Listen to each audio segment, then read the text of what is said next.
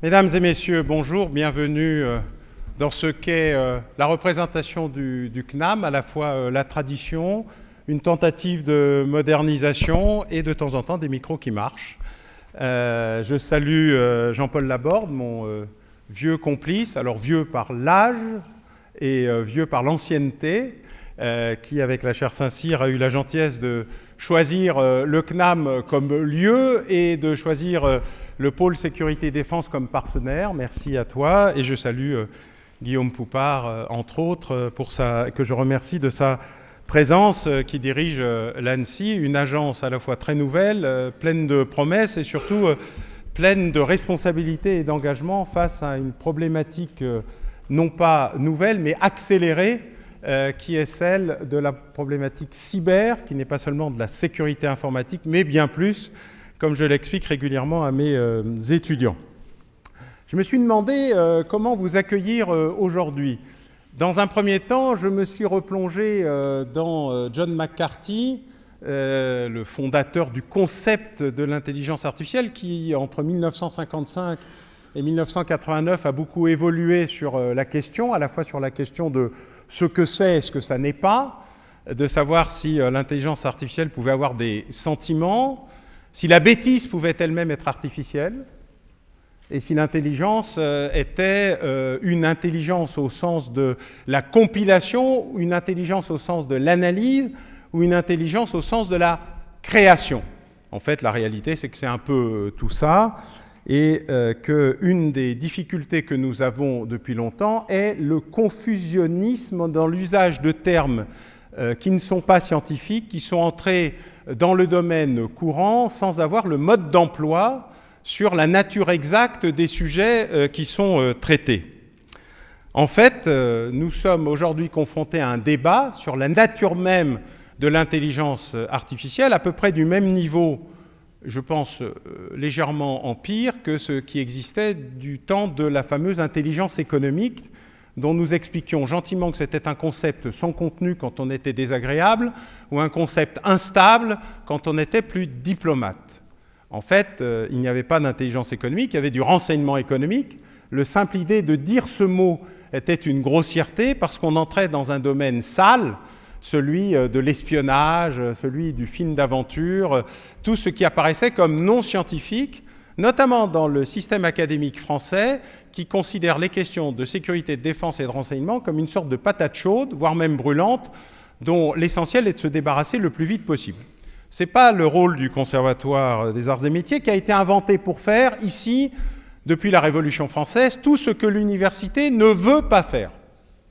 Nous sommes les spécialistes des sujets atypiques, créatifs, modernes, qui ensuite sont récupérés et digérés par nos collègues universitaires, qui ensuite nous expliquent qu'on ne devrait pas continuer à faire ce qu'ils font désormais mieux que nous, et qu'on devrait se concentrer sur ce qu'ils ne font pas encore ou qu'ils ne font plus, alors que la problématique académique est justement d'attraper, d'intégrer et de développer la recherche, non seulement sur les concepts scientifiques, au sens dit des sciences dures, mais aussi sur l'environnement juridique, social, psychologique, philosophique, de ce que certains pensent appeler des sciences molles. L'intelligence artificielle nous amène donc à une confrontation entre deux logiques. Une vision parfaitement tyrannique, un monde merveilleux s'ouvre devant nous, plein de bisounours heureux, où la communication, le transfert, l'information, l'éducation seraient merveilleuses, et une vision parfaitement apocalyptique, remplie de fake news et de trolls, qui considérait que la déstructuration du savoir, la mise en cause du concept même de vérité, la nature même de ce qu'est une information, qui n'est pas seulement deux informations contradictoires qui se valent, ou une information et une information alternative, qui est la négation de la première, considérée comme légale de celle-ci, sans qu'on puisse déterminer qui a, entre guillemets, raison, puisque la raison n'est plus un sujet qui se détermine par rapport à un consensus général, mais simplement par rapport à la confrontation entre des opinions qui ne se déterminent plus ni par théorème ni par axiome, mais simplement par le fait qu'étant moi-même, j'ai le droit d'avoir une opinion qui est la raison, au-delà même de la raison. Conclusion, la Terre est plate, comme vous le savez tous sans doute, mais comme certains le croient et cherchent à le démontrer depuis désormais plusieurs années. Il y en a un qui tourne toujours en avion pensant qu'il va tomber un beau matin, et nous attendons tous la découverte de la carcasse pour être sûrs, ou de la non-découverte, qui serait la démonstration par l'absurde de la réalité de sa thèse. Le deuxième sujet, c'est notre problématique de la liberté. Nous sommes tous des tenants de la liberté de la recherche. Nous n'avons absolument pas pris en compte les problématiques de la liberté de l'exploitation de la recherche, exploitation dans tous les sens du terme. Car nous considérons cette liberté comme la conduite d'un véhicule sans code de la route, une sorte de liberté Far West, une liberté sans feu rouge, sans passage piéton, sans ligne jaune, sans obligation de protection, sans ceinture de sécurité. Et nous avons cette appétence pour ces nouveaux mondes, ce terra nullius que nous racontaient les juristes et les géographes dans le passé, sur le terme de l'exploration et de la découverte, et on se débrouillera bien un jour ensuite pour réguler, contrôler ou légiférer. Nous avons été dépassés par la rapidité de ces événements et par notre incapacité à apprendre de notre propre passé. En matière criminelle ou terroriste, ce que j'explique à mes étudiants à Paris, Shanghai ou New York, c'est que ce qui est nouveau est d'abord ce que nous avons oublié. Notre capacité à l'amnésie est considérable et ce petit outil extrêmement addictif a réussi en quelques années à réduire et à rétracter à la fois le temps et l'espace. Nous ne vivons plus que pour le tweet que nous venons d'envoyer et qu'on regrette d'avoir fait partir, ou pour celui que nous attendons de recevoir qui nous démontre que nous sommes toujours vivants. La vibration ou la sonnerie sont devenus des éléments de garantie aussi importants que le battement du cœur. Il y a en là une addiction particulière qui doit se traiter comme elle est, une addiction. Et donc la compréhension scientifique, philosophique, juridique des problématiques d'intelligence artificielle, si tant est que ce terme ait un sens, ce que j'attends notamment de nos débats du jour, une démonstration, c'est que nous sommes face aujourd'hui à une maîtrise d'un phénomène pas si nouveau que ça. John McCarthy, la détermination de l'intelligence artificielle, selon ses termes, c'est 1955. Ça ne date pas d'hier. 1989 pour la deuxième version, plus élaborée, la controverse qui va s'en suivre. Et il y a donc là, je crois, un débat que nous n'avons pas à traiter. Alors j'en appelle, moi, à de vrais experts du sujet. Nos amis qui ont conceptualisé à la fois le cyber et les réalités de l'intelligence artificielle, y compris John McCarthy lui-même, les auteurs de science-fiction. Ils sont ceux qui ont le mieux interprété les problématiques. Asimov d'abord, les lois de la robotique, qui ne sont pas secondaires. Dans quelques semaines, avec mon collègue Avner Baren, Michel Béra ici, et toute l'équipe des professeurs du CNAM, nous allons lancer une chaire Nouveaux risques, dont une partie de la problématique va être, évidemment être cyber, intelligence artificielle, mais va poser des problèmes assez simples, notamment en termes assurantiels, la parabole du véhicule autonome. En matière d'accident, qui doit-il décider de tuer et qui doit-il décider de sauver?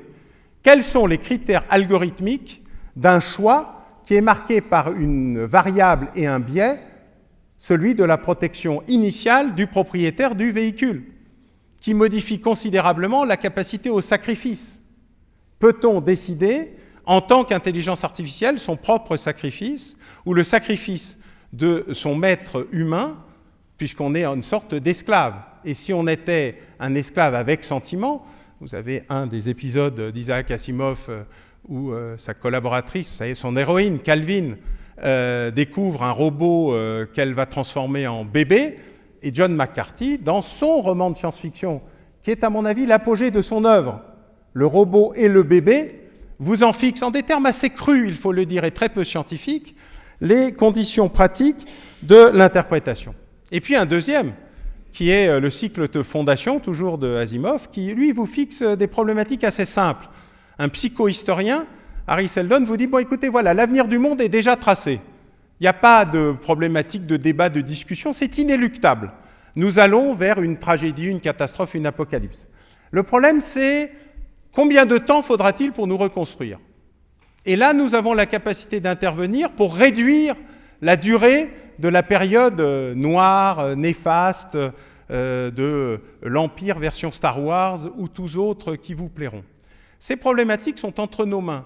Le plus grand paradoxe de l'intelligence artificielle, c'est probablement que ce sont les humains qui ont encore en capacité la possibilité de le maîtriser, et ils en auront la possibilité de le maîtriser tant que l'intelligence artificielle ne sera qu'un phénomène compilatif et probabiliste.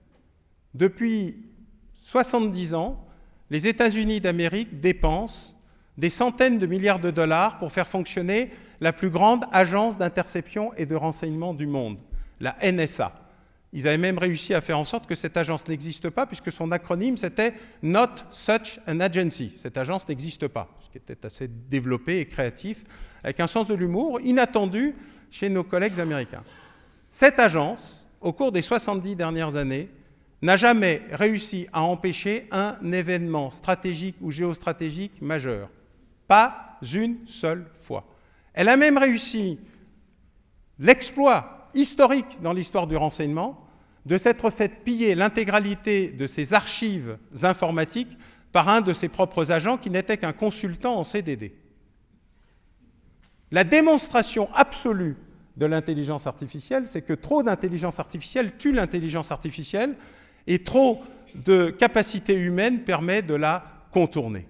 Alors notre problématique aujourd'hui n'est pas de lutter contre l'intelligence artificielle, ce n'est pas non plus de la sublimer ou de l'exalter, c'est de trouver les moyens d'équilibre entre ce qu'elle va apporter en amélioration, en facilité, en accélération, et ce que nous devons imposer comme règle d'usage, comme nous l'avons fait avec la loi sur la liberté de la presse, qui non seulement n'a pas interdit à la presse d'être libre, mais lui a permis d'être sereine, stable, précise, détaillée, et d'être responsable de ces mensonges et de ces diffamations.